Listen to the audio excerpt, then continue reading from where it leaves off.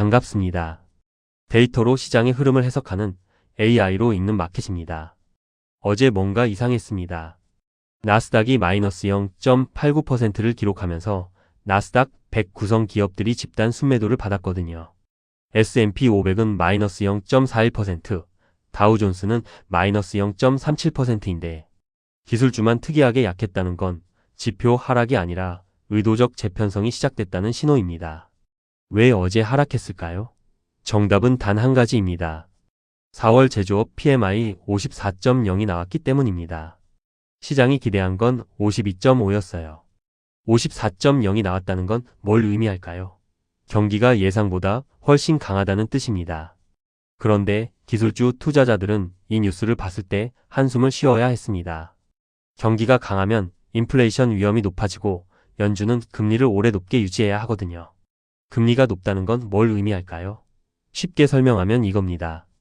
5년 뒤에 100만 원을 벌 예정인 기업이 있다고 생각해 보세요. 금리가 낮으면 그 100만 원의 현재 가치는 크죠. 그래서 기업을 비싸게 사도 됩니다. 하지만 금리가 높으면 100만 원의 현재 가치는 급격히 떨어집니다. 금리로 깎아내기 때문입니다. 기술주들은 정확히 이 상황입니다. 미래 성장을 사는 주식이거든요. 미국 10년물 국채 금리가 4.32%로 상승세를 유지하는 이유가 이것입니다. 시장이 금리 인하는 없다는 신호를 받았거든요. 한 주일 전만 해도 투자자들은 경기가 약해서 금리를 내릴 수도 있겠다고 희망했습니다. 그 희망이 어제 완전히 무너졌습니다. 더 무서운 건 다음 주 4월 28과 29일 FOMC입니다. 기준금리 동결은 이미 99.5% 확률로 확정됐지만 문제는 파월의 말 한마디입니다.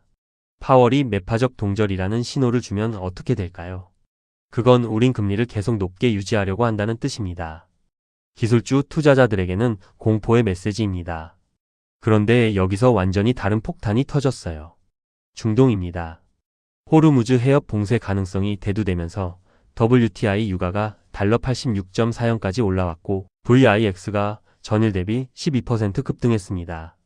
VIX 18.45. 심리적으로 의미 있는 20이 거의 다 왔습니다. VIX가 20을 넘으면 뭐가 바뀔까요? 기관들의 포지셔닝이 완전히 바뀝니다. 현재 풋옵션 미결제 약정이 급증했다는 건 기관들이 이미 하락에 베팅하기 시작했다는 신호입니다. 안전자산 수요도 느껴지는데 달러 인덱스가 104.50으로 강보합을 유지하는 이유가 바로 이것입니다. 모두가 조용히 위험을 피하고 있습니다. 현재 나스닥은 24,438.50입니다. 이전 고점에서 단 0.25% 떨어진 상태죠. 하지만 기술적으로는 24,500선이 생사의 갈림길입니다. 이 선이 무너지면 24,000대 초중반까지 추가 조정이 불가피합니다. 기관들의 손익분기점이 24,500 근처에 있거든요. 이 절벽을 피할 수 있는 방법은 단 하나입니다. 내주 M7 실적입니다. 그 중에서도 특히 엔비디아입니다. 왜 엔비디아일까요? 지금 시장에서 가장 큰 의문점이 뭔지 아세요? AI 칩 수요가 진정됐나? 입니다. 반도체 섹터가 지금 순매도를 받고 있다는 건 기관들이 이 의문점을 진지하게 생각하고 있다는 뜻입니다. 엔비디아 가이드라인이 강하면 어떻게 될까요? 시장은 AI 칩 공급 부족이 여전하구나라고 판단하고 반도체 섹터 순매도를 멈춥니다. 나스닥은 24,500을 지킵니다. 반등의 신호입니다.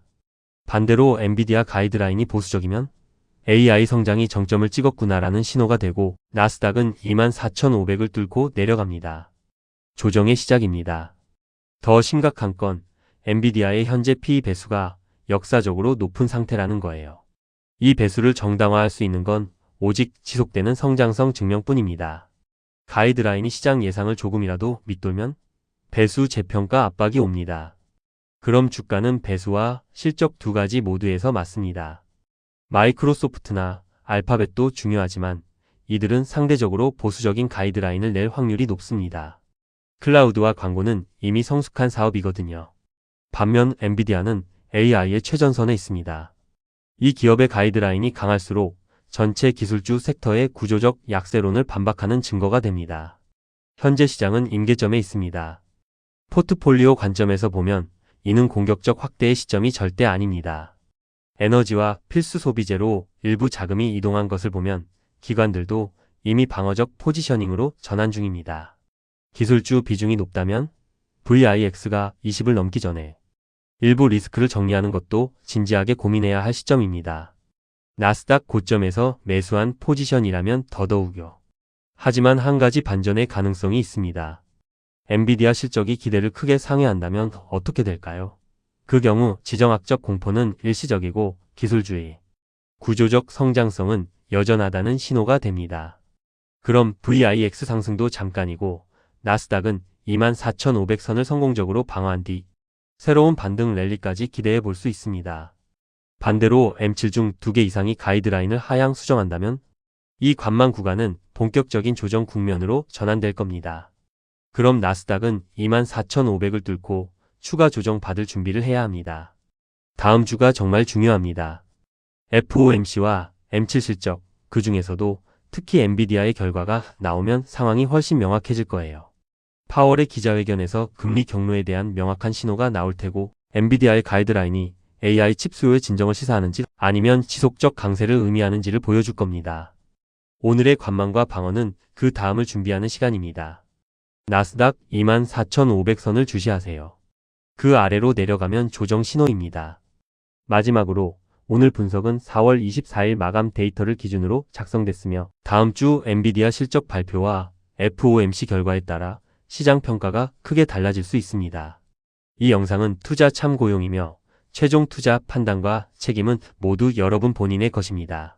오늘도 감사합니다.